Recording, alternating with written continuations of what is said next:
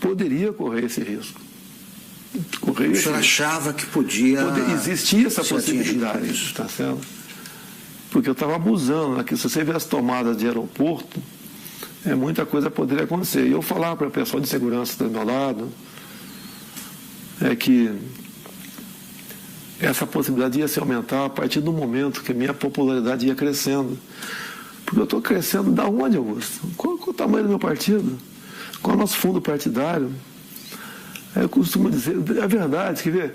Você pontou aqui, tem 10 pessoas, 15 que trabalham comigo, a maioria voluntários. A minha equipe de política, ela é menor que a equipe da Polícia Federal, que por lei está à minha disposição. Deputado, o senhor acha que o autor do atentado, o Adélio Bispo de Oliveira, agiu sozinho? Eu acredito que não. Ele não é tão inteligente assim, não. Né? Com um ato como aquele, a tendência natural é ser linchado. Então ele foi para cumprir a missão, quase que na certeza que não seria como. Teria gente ao lado dele. E isso realmente, pelo que eu ouvi dizer, não tenho certeza ainda, a Polícia Civil lá de Juiz de Fora está bem mais avançada que a Polícia Federal.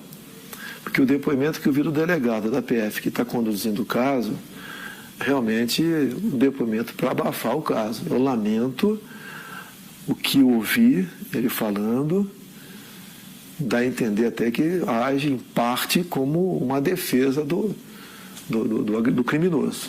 Porque isso não pode acontecer. Eu não quero que inventem um responsável, longe disso. Quer que apurem o caso. Eu falar que tal partida, tal não sei o quê, não. Dá para apurar o caso. Dá para apurar. Tem uma passagem dele pela Câmara, ou melhor, uma passagem falsa dele pela Câmara, no dia 6 de setembro. Quando tu vai na Câmara, Augusto, você se identifica, eu estou no anexo 4, no gabinete tal. É fotografado. É fotografado. Então, quem foi que...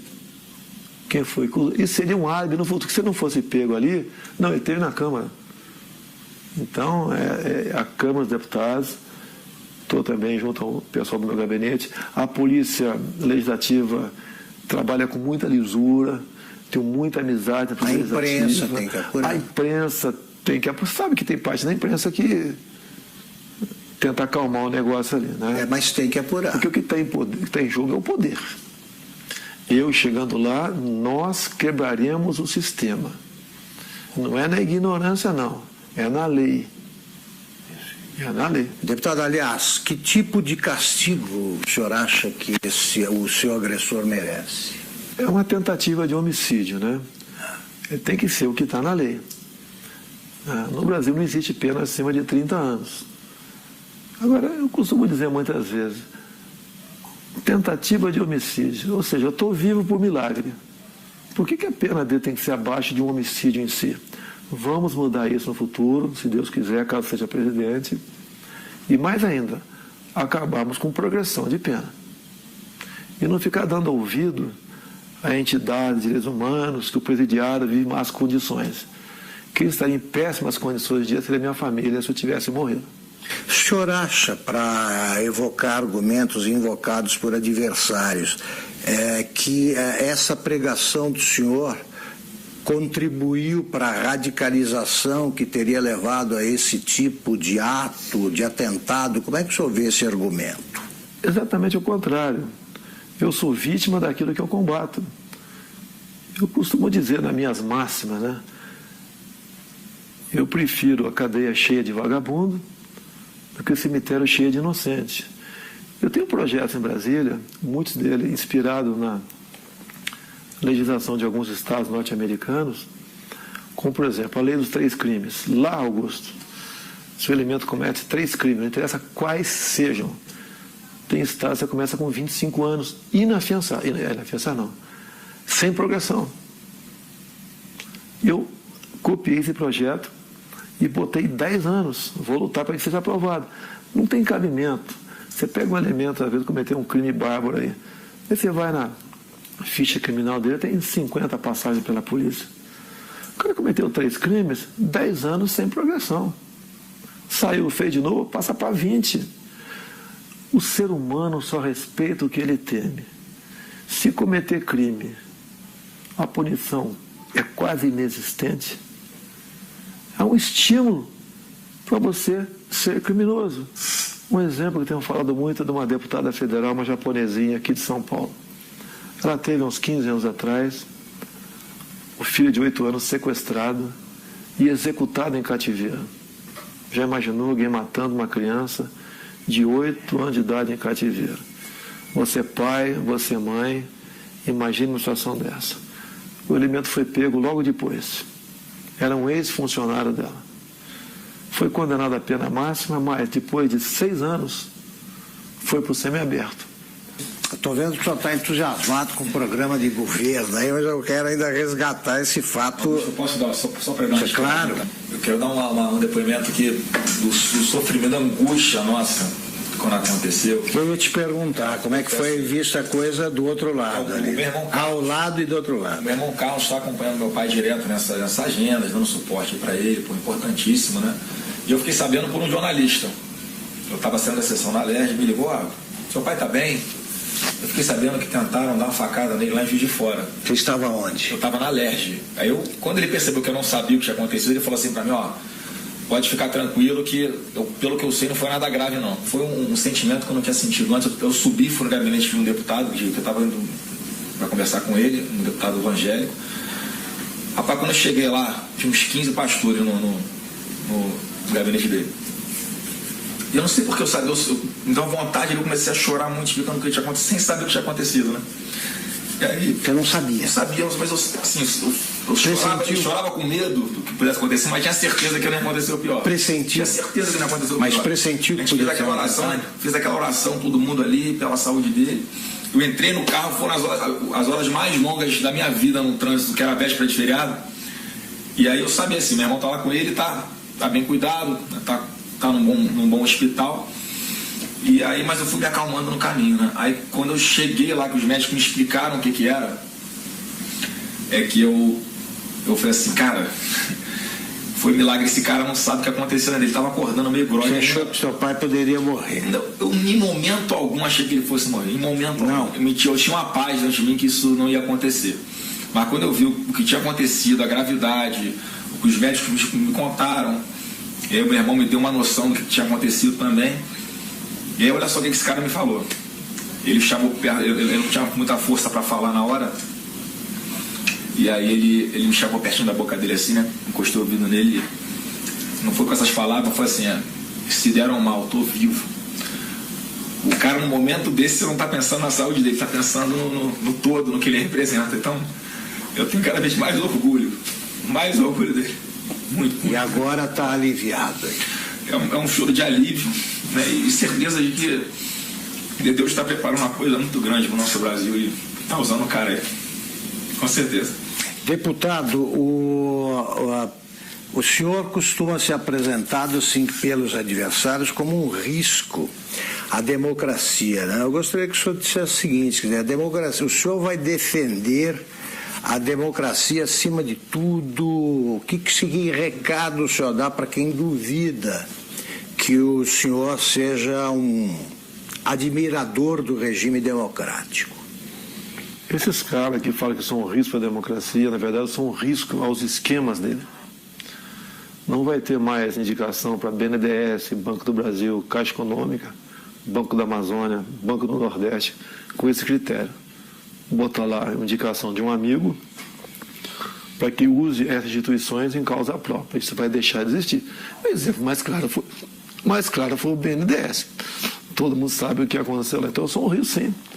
Eu sou um risco àqueles pendurados em estatais do governo. Nós temos em torno de 150 estatais. Conversei com o Paulo Guedes, que rapidamente vai privatizar estatais. Eu falei, Paulo Guedes, nós vamos priorizar um estudo muito acurado, não vai haver injustiça com ninguém. Mas algumas serão privatizadas, certamente. Vou dizer muitas. Tá? No governo do PT, umas 50 foram criadas. Temos até uma estatal do trem-bala, eu não sei ainda. Isso. Tem lá algumas dezenas de apadrinhados ganhando uma fortuna por mês. A tal da EBN também. é outra que você tem que olhar com muito carinho, porque é um orçamento de um pouco mais de 1 bi por ano, uma TV que ninguém assiste. E está lá, amigos do rei estão lá. Então, as estatais que são ociosas, com toda certeza serão privatizadas. Agora, existem estatais que são estratégicas. Tenho conversado com o Paulo Guedes, né? Banco do Brasil, Caixa Econômica. Para mim, são estratégicas. Então, isso daí estão fora de cogitação. E mesmo assim, temos outras, você tem que ver o critério, o modelo para privatizá-la. Não é jogar para cima quem pegar pegou. Examinar. E uma grande preocupação que nós temos. Nós não podemos ser inquilinos de nós mesmos aqui no Brasil. Tem um país aí fora, China, que nós queremos manter relações comerciais com eles, sim, até há interesse por parte deles, mas não podemos permitir que a China ou qualquer outro país, em vez de comprar no Brasil, venha comprar o Brasil. Perfeito. Deputado,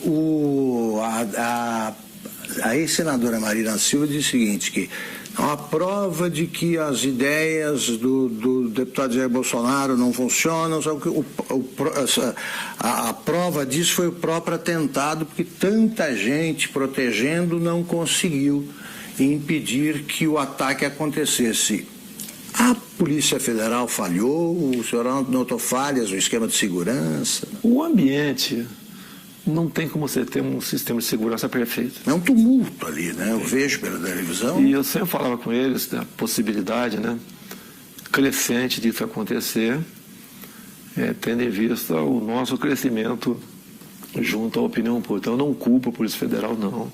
Eles até ajudaram muito com os policiais militares do Rio que estavam comigo lá. Isso vai evitar, evidentemente, esse tipo de manifestação. Não, eu até as eleições, eu estou em alta até o dia 31. Sim. E a recomendação, eu não posso sair de casa. Se eu levar um esbarrão na rua com a situação que eu estou aqui, pode botar tudo a perder. Então eu não posso ir para a rua, realmente. Eu peço a compreensão dos amigos. Pretendo, a partir do dia 1º, agora, em todo o horário eleitoral gratuito, fazer uma live e conversar com o pessoal sobre as eleições. A última que fizemos, chegou live, né, ao vivo, está 275 mil pessoas presentes. Então está com uma aceitação muito boa, porque eles acreditam que a nossa proposta sempre é a verdade acima de tudo. E o Brasil também, né, como o nosso alvo principal, ninguém entende como um país que tem tudo como esse, ser o que é. Se você olha para o Japão, Coreia do Sul, para Israel, olha o que eles não têm, olha o que eles são. Olha para cá o que nós temos, o que nós não somos. Agora, a solução disso passa pela não aceitação da indicação política. Só pode chegar à presidência sem equipe e sem gente até para compor o ministério. O senhor vai aceitar a adesão o que o senhor vai estabelecer como pré-requisitos para aceitar o apoio de outro partido? O senhor aceitaria do Centrão, por exemplo? Não vai existir isso aí, Augusto. Não vou dizer que tem bons parlamentares em vários partidos e tem gente honesta dentro da Câmara também, tá? Mas não será esse o critério, é a competência. Eu quero, por exemplo, um ministro da Ciência e Tecnologia voltado para a pesquisa, para a inovação. O senhor não sabe quem é?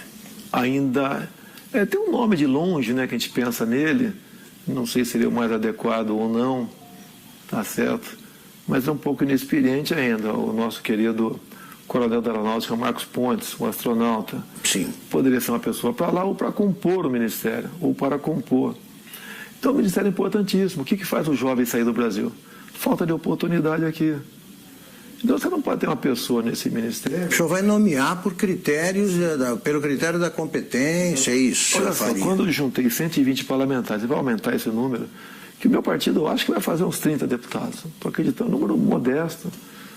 Eu acho que vou ter o apoio de quem vota em mim, votar nos candidatos a federal, a senador, a estadual do meu partido. Eu acho que isso vai acontecer bastante. Até eu vou pedir para não votar no 17, votar no candidato, que tem uma cláusula de barreira aí.